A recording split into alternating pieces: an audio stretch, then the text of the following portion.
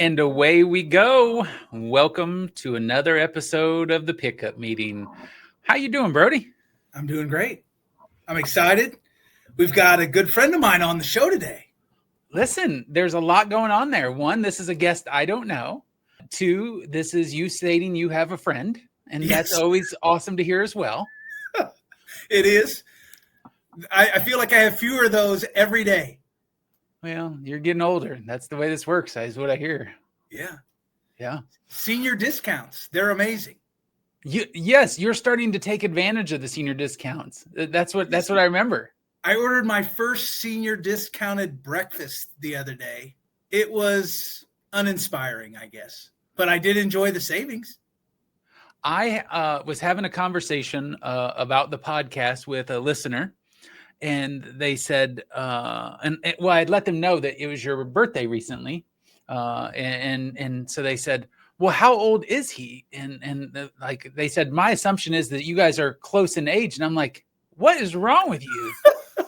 Right? I love that every day. I know. And I was like, he's 55. And they're like, oh, he looks tremendous for 55. So when you tried for the senior breakfast, did you get any grief? Well, we were joking about it at the table. And I think our server heard me joking about it. So they didn't even ask for my ID, which I assume is probably not a thing that they do at a place like that. Probably not. You know, one of these things that I think about when you mentioned breakfast, right? And like there's like people like certain meals, people like certain things. What is something that you love or that everyone seems to love, but you don't love at all? Yeah, we were talking about this the other day. Like, I don't mind watching this sport, for example, but I cannot understand how people enjoy playing this sport, and that's golf. Like, what? Golf is terrible. Like, I don't get it. 5 hours of pure miserableness. And you're saying in all formats? Yeah, like, I mean, miniature golf's okay. Like, that's fast. Miniature golf I don't have to swing a club and swear at myself for being terrible. Have you ever played golf? Yes, I've played golf. I've tried many times. Man, you got a little sassy there. Yes, I don't know these things. I don't know everything about you. So, when you played it many times, were you good at it? Never. I've never been good at it. Like, I'll hit a good shot from time to time, and that's how golf gets you, right? It begs you to come back.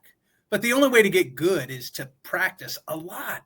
And you have to spend 5 hours. Like I did running as an adult, and I enjoy running.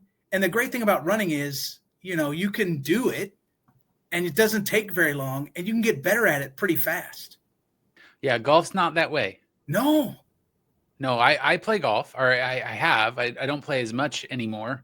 And I would not say that I'm good, but I have 2 holes in one.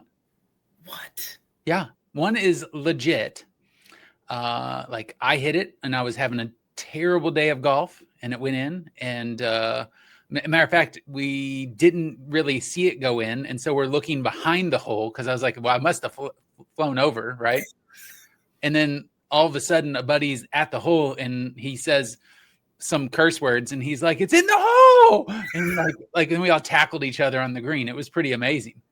And then the second one was with my father on a course in Bowling Green. And I know that I at least bounced it off of a tree and 2 branches, and then it rolled in. That's awesome. So there you go. Like, that's Happy Gilmore style. It is. For me, one of these things. What do you hate? Yeah. What do you hate that everybody else seems to love? And I don't know if it's the seems to love, right? Because the initial thing that came to my mind was group chats, because everyone seems to start a group chat, and I think they are satanic.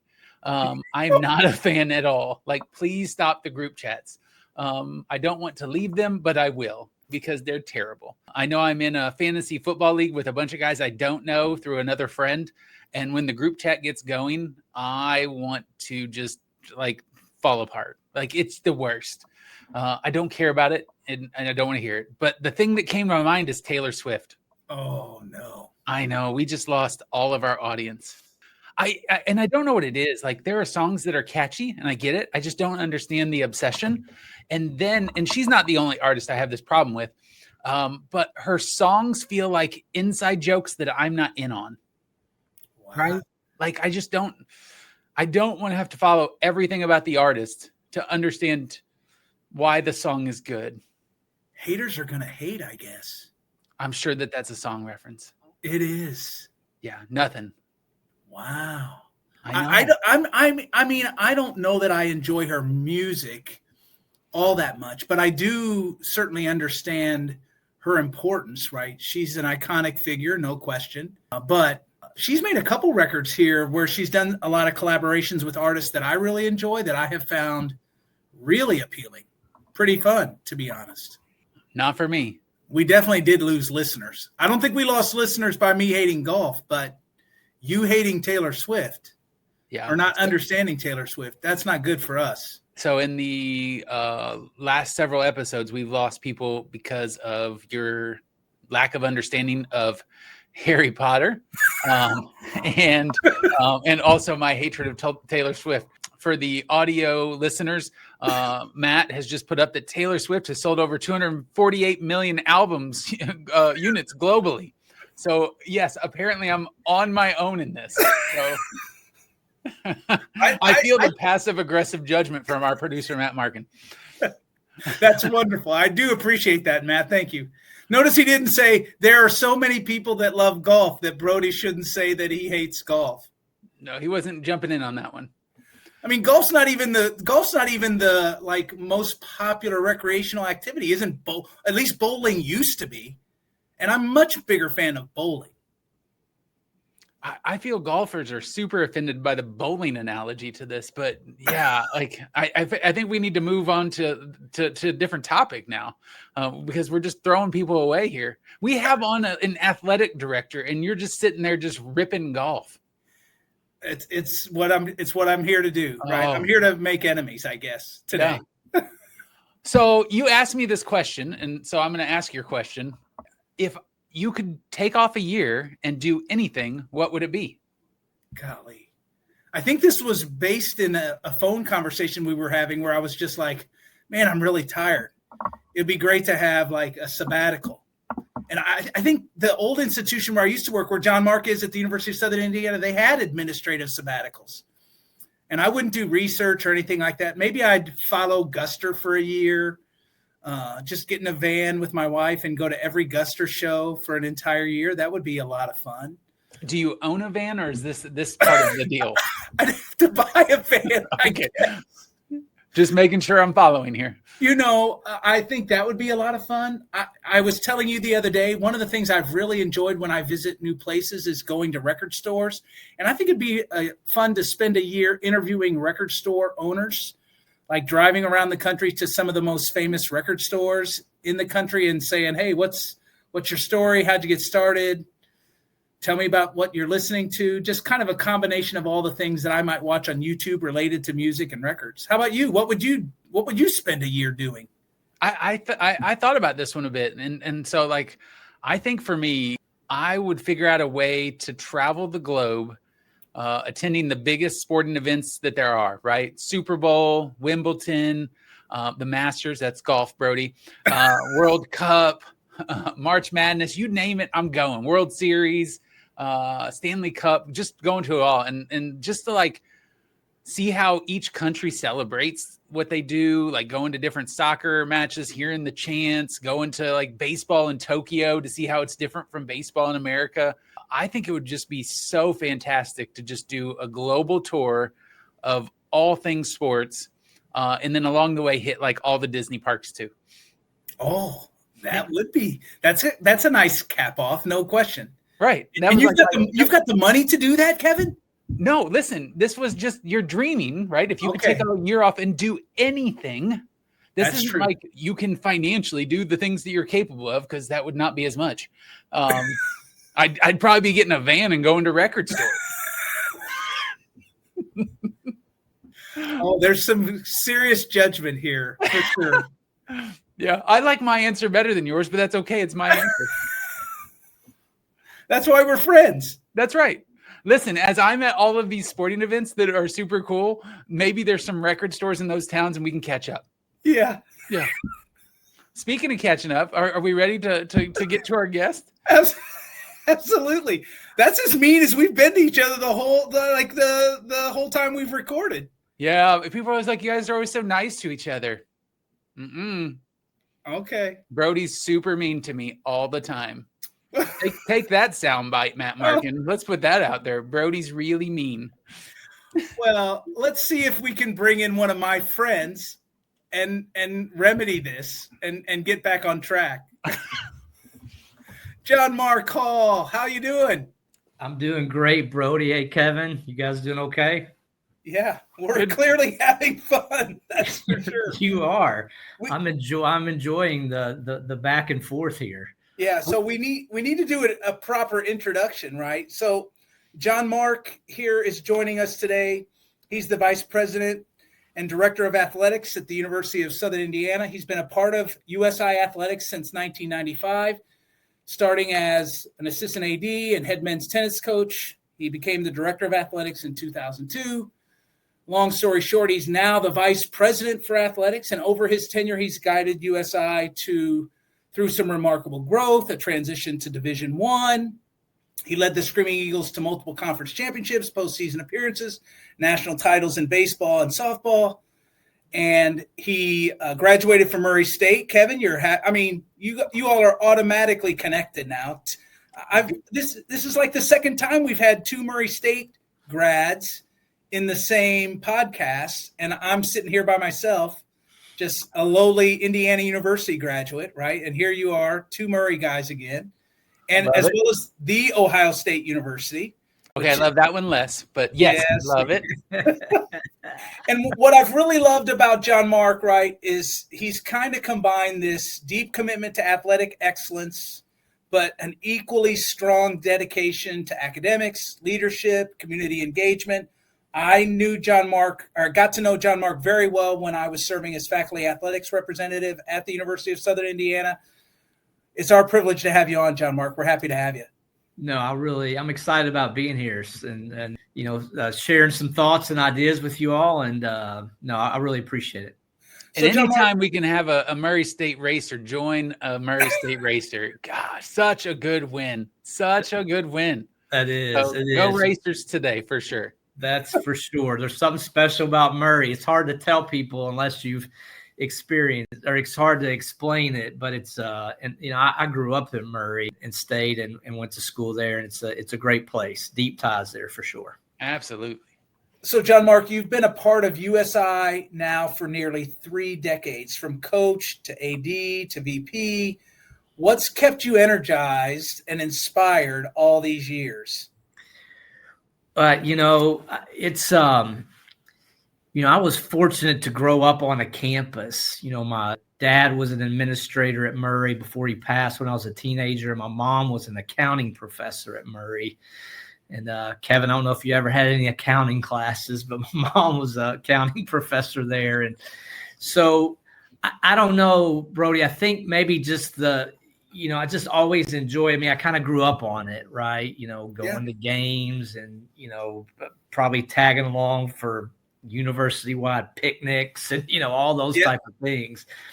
And so I think, and honestly, that doesn't always translate. Sometimes it makes you want to do something different, right? Yeah. But I think as I moved along, I think when I was at Murray, I think I had a desire to be in pro sports. And then once I kind of learned a little bit more and really, thought about it. And let's be candid too. Sometimes, the job and the opportunity might take you one way or the other.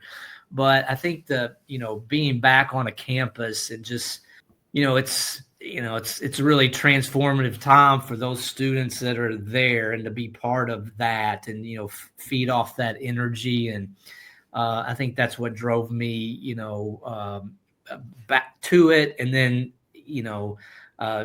really never thought about leaving it. It's never really crossed my mind to do, that much, anything different really. And so, and I've been fortunate, I've really only worked at 2 institutions in 30 plus years. And that was South Carolina Spartanburg, which is now South Carolina Upstate. And then I've been at USI for, 30 years. And, Wow. there's just so much that changed. Y'all are on campuses. Yeah, there's times where it gets a little bit, it's a little bit the same here and there, but boy, there's a lot of things that happen that are different. Your days are different. And, again, being around young people and is has really kept me, pretty locked into what I'm doing. It's awesome. Yeah. And I think that when you talk about what you've been doing at 2 institutions, we ask a lot of start of the journey questions to guests that have been on the show. And so like when you first arrived in what you're doing now at USI, could you have imagined where you're at today and what athletics looks like today at the collegiate level? No. So I would have never thought I would be here that long. I think especially, and I don't want to obviously speak for everybody at a stage in their career, but I think you all would know better than me, but I think most people assume when they get somewhere, they'll be there for a little while. Right. And it's not because you don't like it there but there's just going to be another opportunity or something else. And, my wife and I aren't from Evansville. And, I remember we moved here. She's from Louisville, which is a bigger city and more things. Evansville's a nice city and plenty to do, but, you're thinking, okay, we'll be here for a handful of years and then we'll move on to somewhere else and eventually get to where you're settled. So, from a personal standpoint, I never would have thought that I would, be in Evansville for so long. Just never, I have a large family. My kids are all born and raised here. I would have never imagined that. But then to the second part of what you're saying, Kevin. So look, it's going to be Mr. Obvious here. There's no way that, I would have thought that what I'm doing now, what then in 1995 would look like what it is today. I mean, I tell people not to jump too far, but like, even 5 years ago, I never would have thought I'd be talking to an agent about a college student athlete, right? I mean, like, what is going on here? Like, like I didn't sign up for that, right? I mean, so the way this thing has flipped, some things slowly, but now really, if you think historically, 20 years from now, looking back at this, you're going to think how fast this flipped. And I mean, it's really unbelievable. You won't even be able to explain it to people about how quickly it went from one thing to the next. And really by that time, people won't care, whatever. It's just the way it is. But it's definitely I never would have thought this. And it's not that I'm against all of these things that are happening. I think I am. I'm not real fond of a few things, but it's just that, nobody's really prepared for. People can say whatever they want. I trust in people and believe in people, but when somebody says, "Oh yeah, well I knew this was coming to be this way," I'm like, "Yeah, whatever. You didn't think this, right?" So anyway. But so Jon Mark, you and I now have been friends for quite some time, and one of the things I've always been impressed, right, is your leadership approach, though, with that kind of change has been pretty steadfast, right? What kind of lessons have you taken from like these quick changes, and how like what kinds of lessons have you taken from athletics or from your time as an administrator that you think have helped you be a strong leader in a space that is changing and evolving so quickly? I don't, my personality is just, you can't get too high up and too far down. And I know it's cliche, but you control the things that you can control, and some things you can't. And if you want to make change, you don't give up, but some things are just going to be a little bit out of your control. And I think it's not like some calculated approach. I mean, I'm going to be candid. Like I don't sit around and think about how exactly am I going to do this. I think my approach with really anything I've done in my career is to hopefully be the kind of leader that, again, that they understand my values and what I'm about, and I don't have to go give a rah-rah speech or dissertation. They're going to see how I conduct myself every day, and that they're going to understand what my expectations are of how other people move forward on a day-to-day basis. And so I think with the change, you can complain about it, you can gripe about it, you can act like the walls are caving in, so to speak, or you can be like, okay, we want to keep moving forward, right? Yeah. And we want to keep making progress, and so we have to adapt, right? Again, I know I'm saying things, but you have to adapt, or you're just going to be left behind. So as opposed to getting too high or too low with this, let's think about the things that we can do every day to help make change, make things better. Especially we have a lot of, Brody, this at our institution, we have a lot of people that have been here for a long time. That's right. And we're asking people all the time now, they need to reevaluate the way they approach things really way more often now than they ever have before. And so, you have to think a little bit differently, right? So not to harp on the agent thing, but I could say, I'm not talking to somebody's agent, and this is not who we are or what we are about. But, if that young person, maybe they need that guidance of that person. So we're going to communicate with this person, but we're still going to try to make sure that there has to be some communication between the student and us, or they're going to finish here or go on to their next place, and they're not going to know how to survive, because we all know it's easy for us because we're experienced, but you can't have other people handle all of your business all the time. I mean, at some point in time, you have to be the one that walks into somebody's office, or you have to be the one that talks to professor about missing a class or doing poorly on an exam that you want to try to get some assistance with or whatever. It can't be a slew of administrators or academic counselors or whatever. You have to be able to do that, or you're going to go out eventually and just not be able to survive, right? So I don't know if I'm really answering it, Brody. I just been more of a, we keep adapting, we keep changing, we roll with it. Definitely more of a, we can all go to a bookstore and read 100 different ways to lead. Yeah.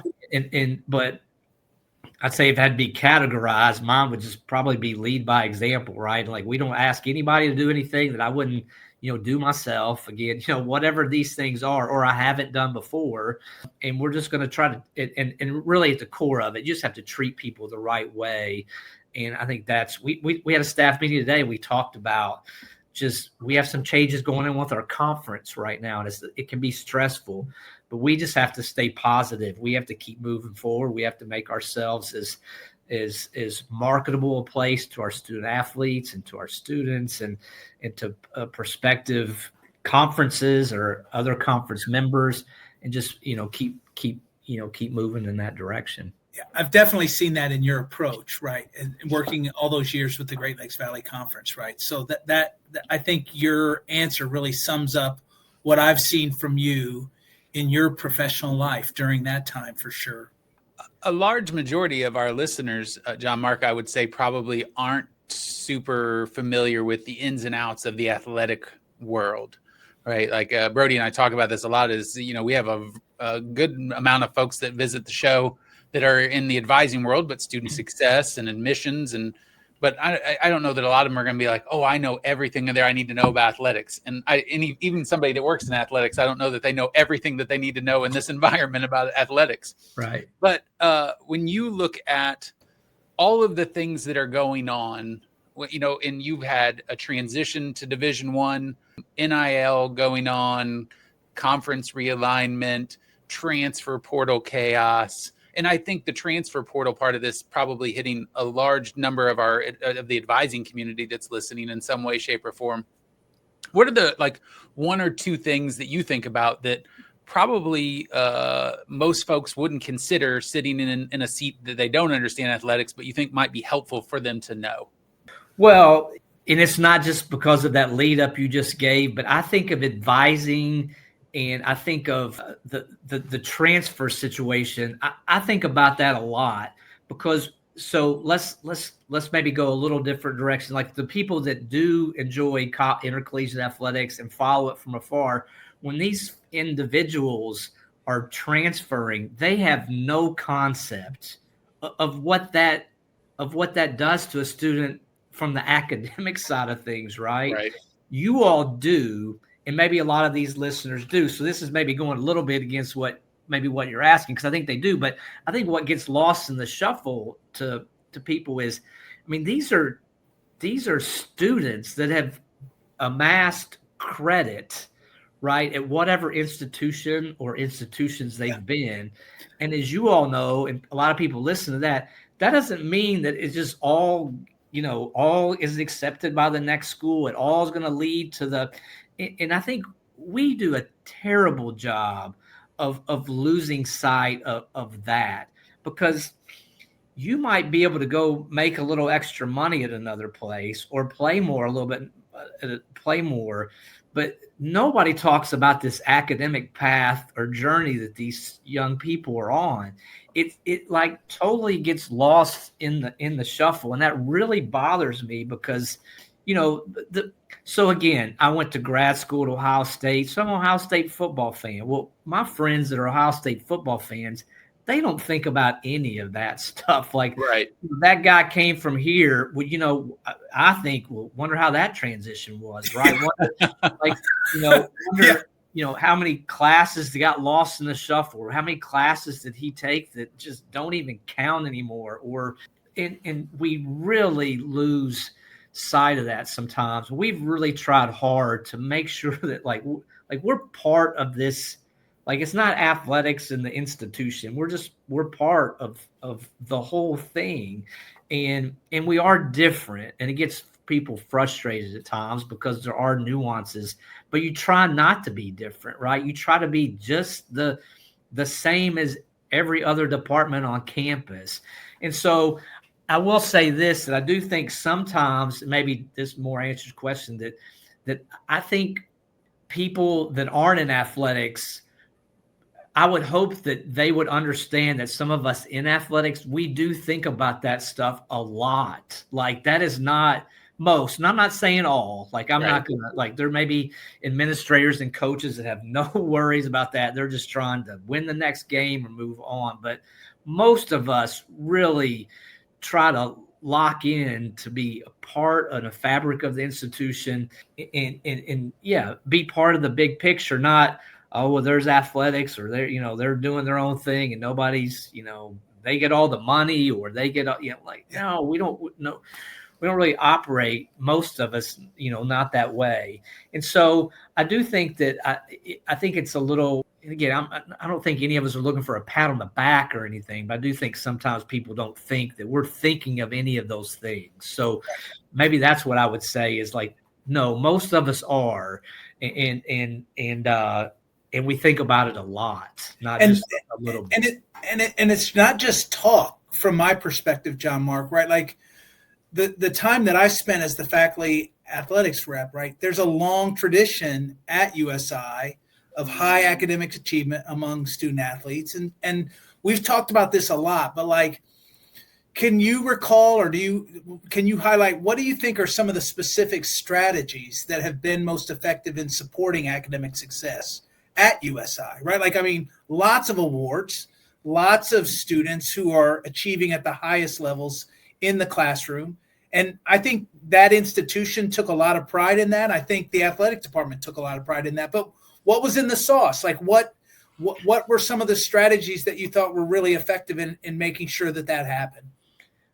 To me, and this is, it's the most simple thing. It's making sure that your students and everyone around believe that you believe in the academic, their academic journey in this mission. And it's just not a bunch of BS where somebody sees right through you and you're like, hey, when you're talking to them about their grades, it's not all about just staying eligible, right? It's not all about, but it's about what are you going to do next? And I'm a firm believer that just because somebody has a little bit better grades than the next doesn't mean they'd be any better at whatever they decide to do, whether it's what any of us do or what have you. But making sure that they understand that commitment to athletics, and we're not just saying it, right? But we don't have a ton of resources, right? To we don't send tutors on the road with teams, and they don't have, each team doesn't have their own academic advisor. Obviously at USI, Brody, we use, the unit that you oversaw. I mean, that was our group, right? We didn't have any athletic academic counselors. Now we do have a couple now, but they're not true advisors. They're not academicians, right? They're just helping student athletes guide, get to the right people, what have you. But to me, I think the key is just not, people believing that you're not just saying things to, because you feel like it's the right thing to say, that they believe that you really, care about them. We just had a discussion today in our staff meeting about, to Kevin's point with the portal and things going on, we have a little bit more turnover than we ever have, right? And it's all not, some of it's maybe not, sometimes it's not all bad. Like somebody just wants to go somewhere else and grass a little greener. Sometimes you do have to make some hard decisions and remove somebody from a team or what have you, but we still have to be there for that student, right? We can't we see them in the building 2 weeks later and avoid them, or, we have to be the adults. We have to be the responsible people that are going to still help these young people, even if they broke 6 rules that we had as a team. Well, let's still try to see if we can, wherever their next step is, we can help prepare them, for that. So I think just, making sure people believe in, in that, and that what you're doing, and you seem sincere and real. And I think that's, I think it's really important, but it's harder in this day and age. I mean, it just is. I mean, I could get, we've got examples here of, students that, I'm not saying they're not worried about their academic end goal, but they're chasing something a little bit different and trying to work with them and manage them and make sure they still lock into what's important. It's getting a little bit more difficult. And you know what? It's hard to blame them it's hard to blame some of them because, if somebody's offered them a lot of money and an opportunity to do something, it's hard to be super critical, but you hope they understand the whole big picture of what they're, what they're doing. It is an interesting thing at this moment, because you talked a little bit about the balance that an administrator used to have between wins and losses and success in the classroom. And now I think from a student athlete standpoint, and then, for those folks walking our campuses, and we all have fairly large experience at regional institutions, smaller public, whatever phrasing you might want to use, that's the reality now. And I think a lot of folks don't understand, even when you work on a college campus, that you use the Ohio State example. Let's use others, right? Like I grew up, I spent a lot of time being a fan of University of Kentucky basketball. Well, like there's been rumors for years that they're paying their athletes and they're doing this and they're doing that and all these things. But now for our students, not only is it the balance of being a student athlete or being a student and being an athlete, it's also, if I have a good 10-game stretch here, I could go sit on the bench at one of these big schools and make a pretty large sum of money. And that's just a wild reality that we sit in. And so I think that when you work with your coaches and when you're thinking about things like, how do you define success for a student athlete beyond wins and losses? Yeah, it's, you really want them to leave saying they've just had a really good experience, right?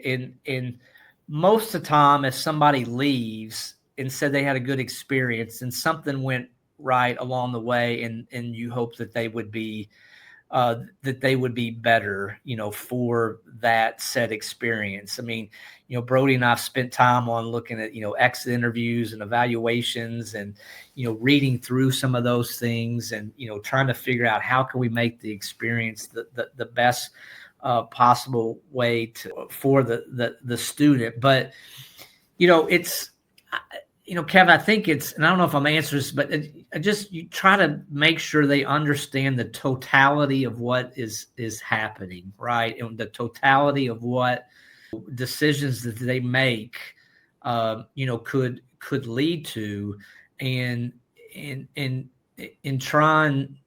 I think at first, in myself, and I feel like a reasonable person, but like I would get frustrated that somebody might have a chance to, have the 10-game stretch and then go make a lot of money, right? To at the next spot.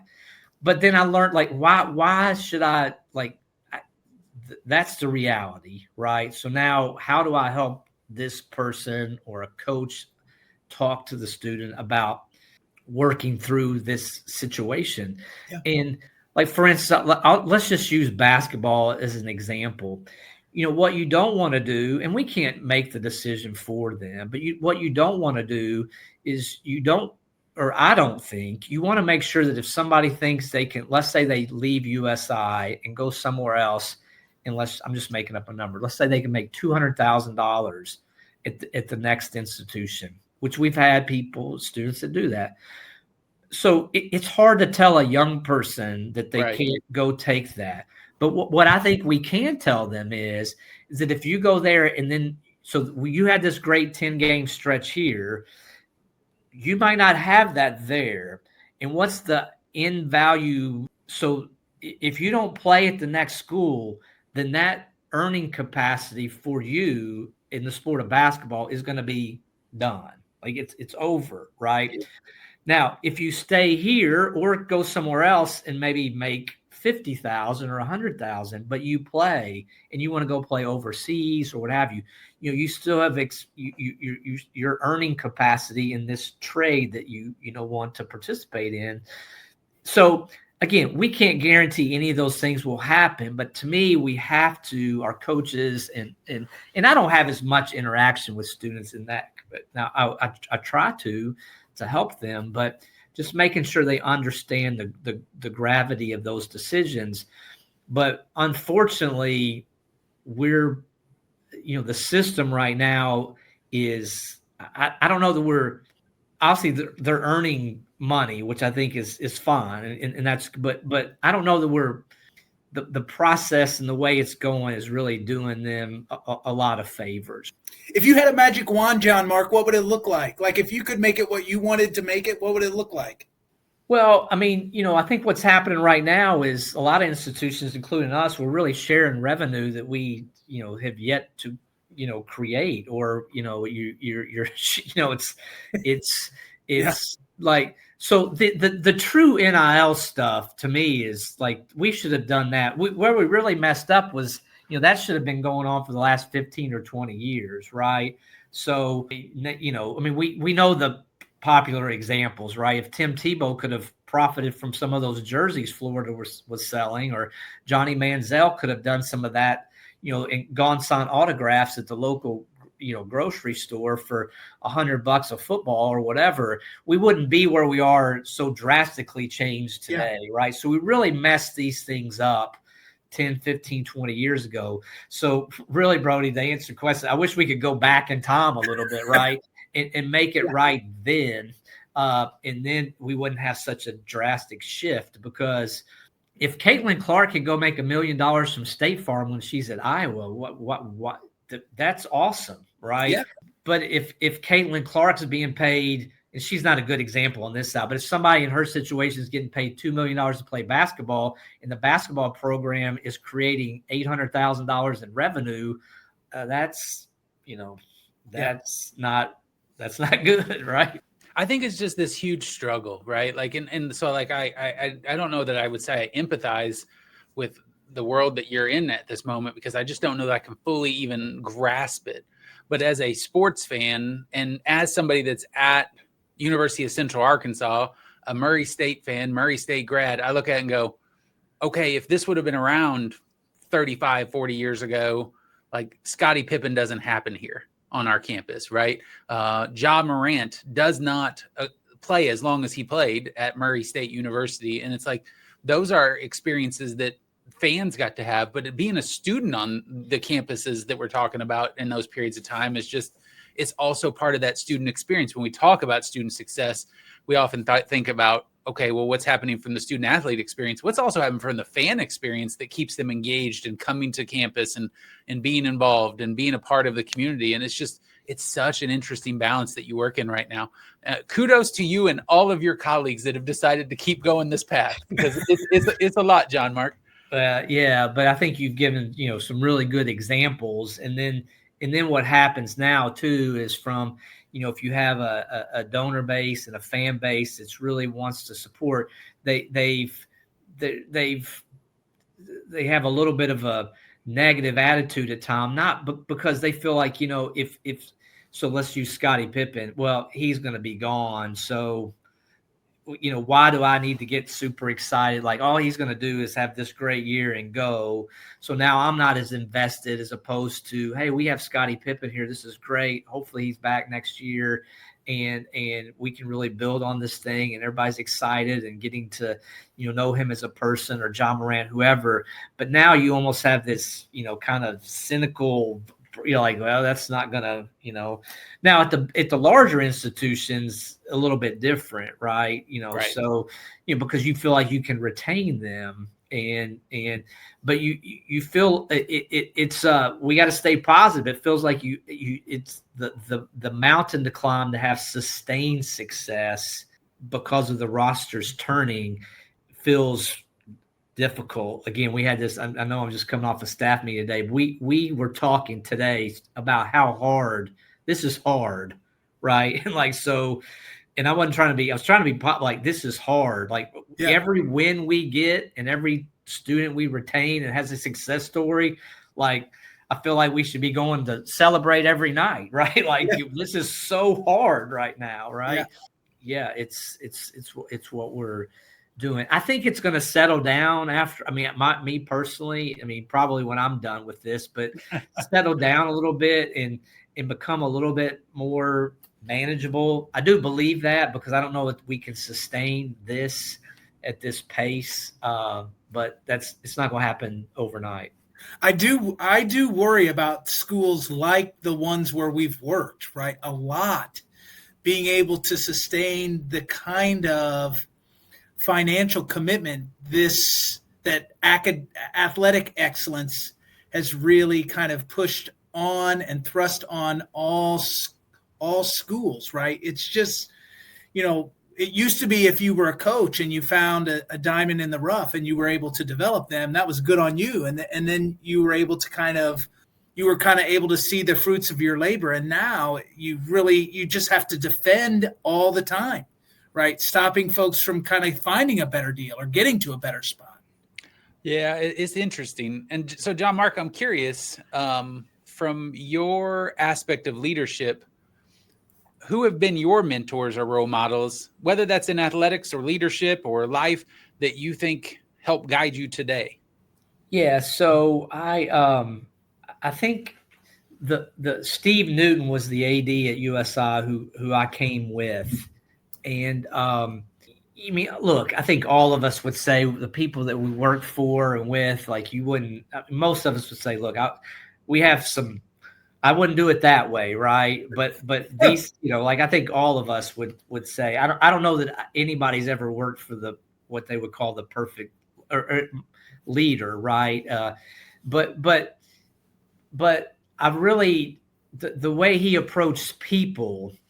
And I'll give you a really quick story, if you don't mind. And it's a Murray story, right? So Steve Newton was the we'll allow it then. Yeah. We'll allow it. He was the basketball coach at Murray. Okay. Yeah. He had great success there. My dad was an administrator at Murray, and he passed away when I was a sophomore in high school. Right. So we were in grade at Murray, but my dad passed away, and the Newtons knew him, so there was a relationship there. But I'll never forget. I can't remember what I had for lunch today, right? But I can't, when Murray won the OVC tournament in Racer Arena when I was in college, and there's this, big scrum on the court, not scrum, I shouldn't say, we're celebrating, right? And Coach Newton, I mean, like, this is career defining stuff for a coach, right? You're going to the NCAA tournament. I don't know if that's the year we beat NC State or we got it, but I can't put that part together. But Coach Newton grabbed me. He has a career defining moment, right? And he grabbed me and said, "Man, your dad would be happy today, wouldn't he? Your dad would be, proud of us today, right?" He's got this mentality and one of the highest moments of his career in life. And he went on to be the head coach of South Carolina, right? Because of success. And he's thinking about other people and who helped him get there, right? And so I've really tried to think of that, not just that moment, but the way you treat people and make them feel it's important. And that wasn't there's no way he thought about that in advance, right? He didn't do it my dad's passed away. He doesn't receive any bonus points for saying something nice to this college student. It's just because he's a really good dude, right? And he thinks about people. And so, he was one of the people that always just really, you just try to, treat people the right way. And then my uncle was a football coach in Union County, Kentucky, growing up. And he just was, just the way he treated his players and, just another inspiring person, to me, just to see how he would lead really young men from a kind of rough community who didn't have a lot and try to build them as a team together and buy into can't be the star today. We need this person. I think, and obviously my parents were, great mentors for me, but Steve Newton and my uncle who coached high school football were kind of the people that from an athletic side of things really kind of, helped me try to the way I'd want to treat people. It always gives me a little hope to hear stories like that we've all had people like that have meant such a difference in our lives, right? I know, and I really appreciate you sharing those stories. Those were both great examples of kind of how you, and then like the impact it has, but then how you can use that in your life as well, right? So thanks for sharing that, Jon Mark. Yeah. Well, and when we have some of the conversations we had at the beginning of the show where your role has evolved in the way that it has, to me, it just speaks to you as a leader. And we just met on the podcast today.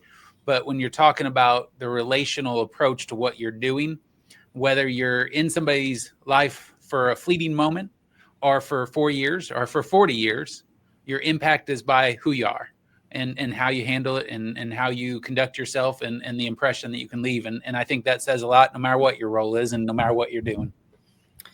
I appreciate that. I think that, you all do the same thing. We deal with students all the time. And I think, it's again, that part is hard too, because I would say that if I don't know about you all, but if I interact with 50 students, there's only going to be one of the 50 that might have any type of close to a life experience that I similar life.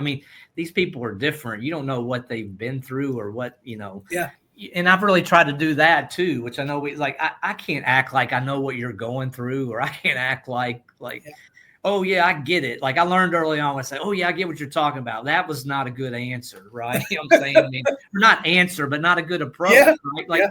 They're looking at you like you don't know what I'm going through, right? And they're right, So they are. Well, Jon Mark, let's have some fun. Let's kind of let you off the hook here a little bit. We've been asking some tough questions. Let's have some fun, right? So maybe share with us what's something about you that most people wouldn't know, maybe a hobby or a hidden talent that you've got. Well, I don't know of any hidden talents. I can tell you that. I'm pretty vanilla that way. So, I'm a pretty open book. I do think that, look, I have a large family. I have 6 children. My wife's awesome. Family's super important to me. And so really spending time and doing, cool things with them. And that's kind of what that I enjoy doing, right? Like, so, I think I'm a little more of a music person, nothing like you, Brody. Like, I'm not even close to that, but I'm definitely more of a music person than people would, like every once in a while I tell people when I was in high school and college, I was a big R&B guy. They're like, what? What? I'm like, yeah. So are you a Lionel Richie fan?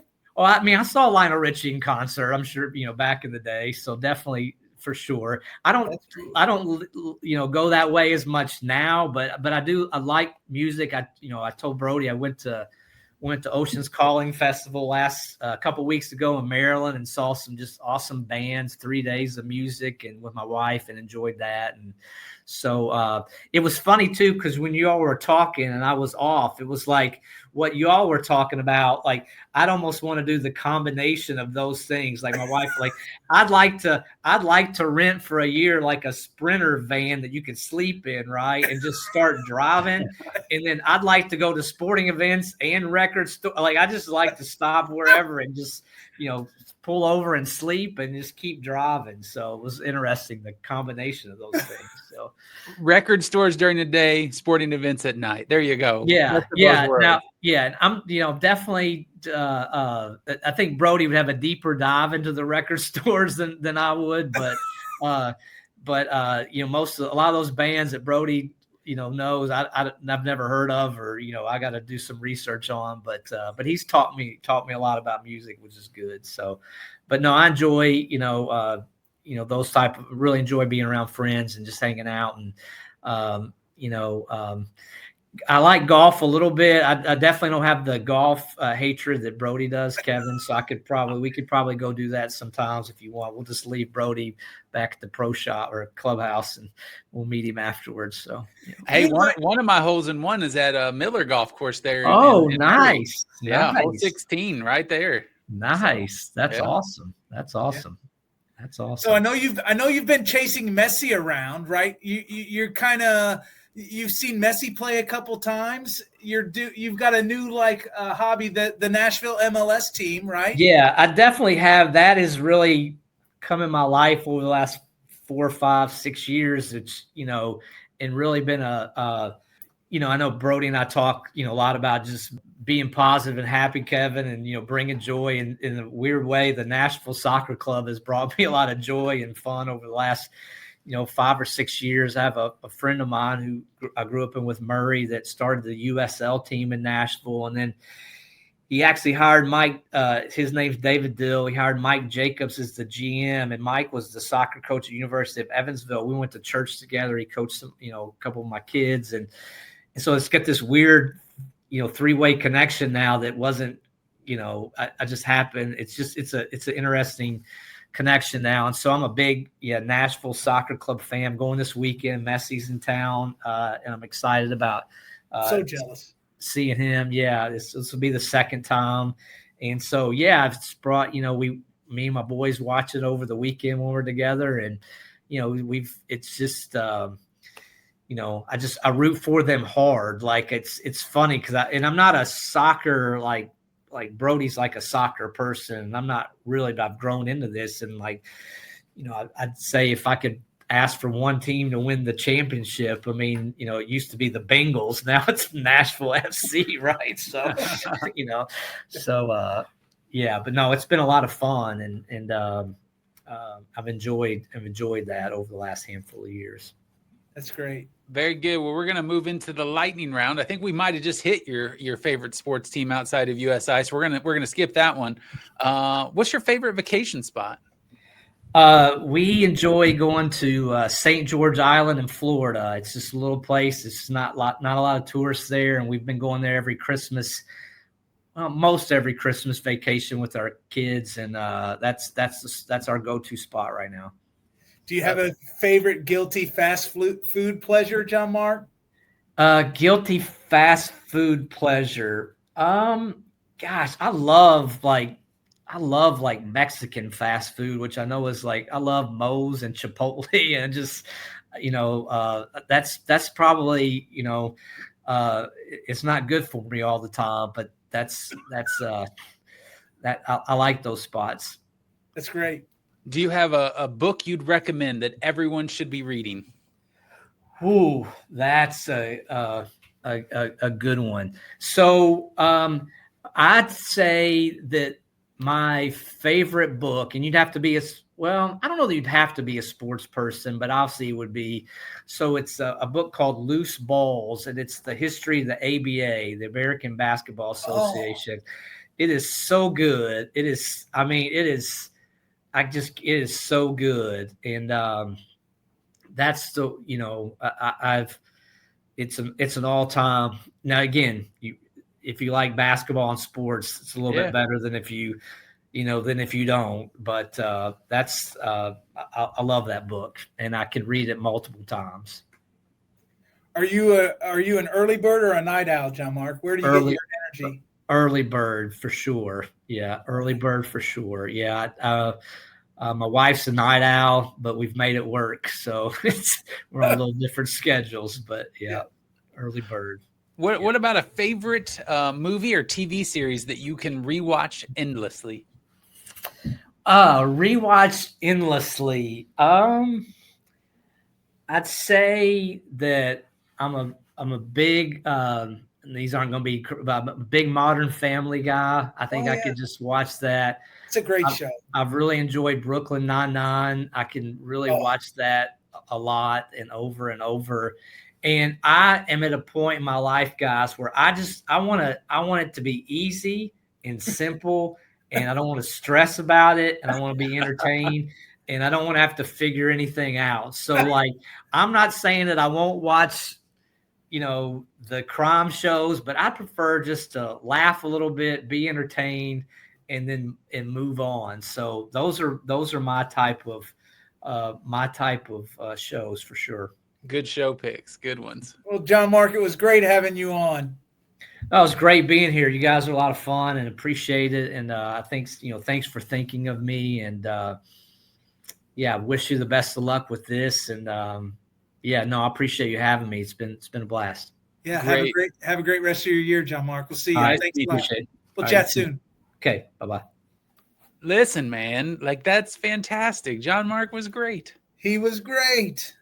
Yeah. You've gotten in the process to meet some people that I knew that worked in higher ed that you didn't, and I think this is one of the first that I had not met, and it was great to catch up on just what's happening in his world, and I just think about things from this leadership perspective that he's talking about, and navigating the waters that are happening in the collegiate athletic world right now. I think you have to have that kind of temperament and that approach and that leadership style that Jon Mark talked about, which is just being relational, being patient, but also having a good direction of where things can go. Like that was wonderful to hear.